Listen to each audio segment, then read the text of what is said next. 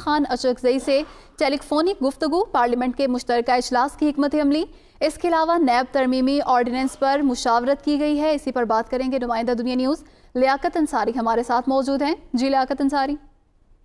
आज बिल्कुल महंगाई और बेरोजगारी और फिर उसके बाद नैब तरमीमी ऑर्डिनेंस से ऐसे इश्यूज पर जो है वो अपोजिशन एक बार फिर नई साफबंदी कर रही है। और गुज़श्ता रोज से कौमी असम्बली में अपोजिशन लीडर शहबाज शरीफ के जो है वो कौमी रहनुमाओं से टेलीफोनिक राब्तों का सिलसिला जारी है। आज शहबाज शरीफ ने जमात इस्लामी पाकिस्तान के अमीर सेनेटर सिराजुल हक और पख्तूनख्वा मिली अवामी पार्टी के सरबराह महमूद खान अशरकज़ई से टेलीफोन पर राब्ते किए हैं। कायदे इस्लाम ने पार्लियामेंट के मुश्तरका इजलास की हिकमत अमली, नैब तरमीमी ऑर्डिनेंस, महंगाई और दीगर इश्यूज पर उनसे मुशावरत की। कायदीन का बदतरीन महंगाई के खिलाफ पार्लियामेंट के अंदर और बाहर भरपूर रद्दअमल देने और मुश्तरका हिकमत अमली अपनाने के हवाले से जो है वो उस तजवीज पर इत्तफाक सामने आया। इस मौका पर कायदीन का कहना था कि नया पाकिस्तान महंगा तरीन पाकिस्तान बन चुका है और पीटीआई अवाम के लिए परेशानी, तकलीफ और इंतकाम का निशान बन चुकी है। कायदीन ने इस बात पर इत्तफाक किया कि नया के काले कानून को पार्लियामेंट के अंदर और बाहर चैलेंज करने के लिए लाया अमल जो है वो इख्तियार किया जाएगा। गुज़श्ता रोज भी शहबाज शरीफ ने बिलावल भुट्टो जरदारी, मौलाना फजल रहमान और दीगर कौमी रहनुमाओं से राब्ते किए थे और आज भी उनके ये राब्तों का सिलसिला जारी है। बुनियादी तौर पर अपोजिशन जो है वो पार्लियामेंट का जो मुश्तरका इजलास आ रहा है उसके लिए अपनी साफबंदी कर रही है और महंगाई और नैब के तरमीमी ऑर्डिनेंस और दीगर इश्यूज पर हुकूमत को कैसे टाइम देना है